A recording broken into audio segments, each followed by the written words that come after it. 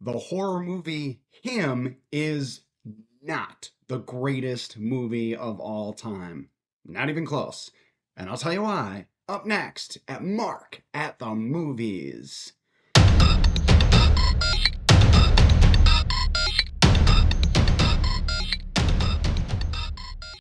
Well, I had the opportunity to see 2025's Him this afternoon, and these are the movies that irritate me more than any films out there. Those movies that have a really interesting and fascinating premise. The trailer is well done enough, and you go into the movie thinking this could be really interesting, and the execution is absolutely fumbled, pun intended, in every single area.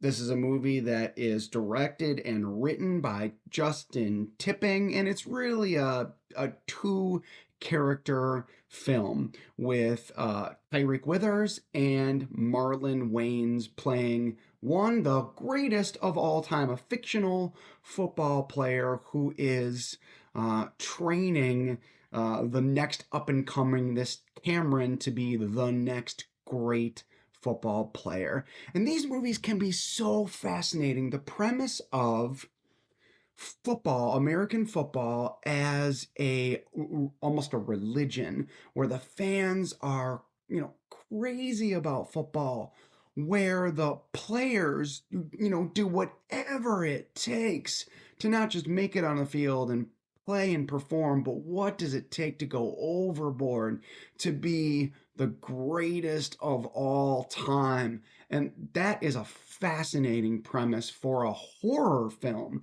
and I came in with high expectations. Well, fumbled, punted out of bounds. Maybe the team didn't even show up into the building.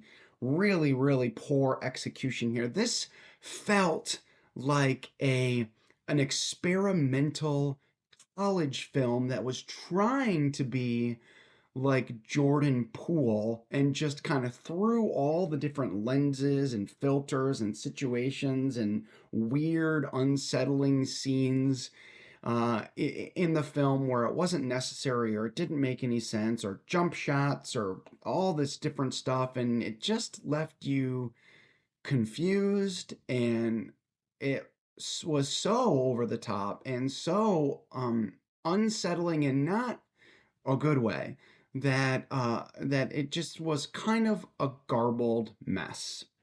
Here's the good stuff about it.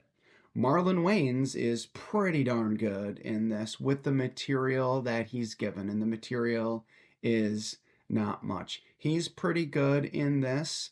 It starts off okay. The premise works pretty good, but as the film goes, it gets so ridiculous and so strange and so over the top, and the imagery never really makes a whole lot of sense. The storyline, the through line never really makes any sense. I don't believe that Marlon Wayne's character, Isaiah White, was ever the greatest of all time. Worst of all, it really leaves on an unsatisfying conclusion. You get to the point where it's like, this is just too much. I was surprised at how much imagery in here was just lost on me. I love films that have imagery or symbolism, and I try to figure some of this out, and none of it made any sense.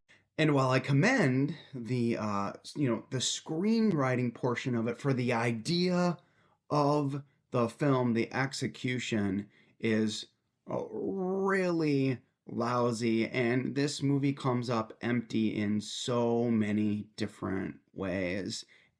This really felt like, well, let's just throw a whole bunch of stuff on the screen and maybe some stuff will stick, which was a real head scratcher for me. The reality is that this is a film that you can skip. It's not scary. It's not interesting.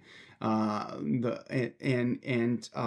Wayne's performance is very, very good in it, it ultimately falls short as a horror, as a mystery, as something that's interesting and new that could be added to the culture.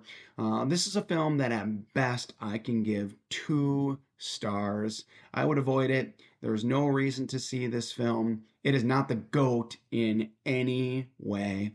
Those are my thoughts. Well, what do you think? Did you get to see him? Are you going to go see it?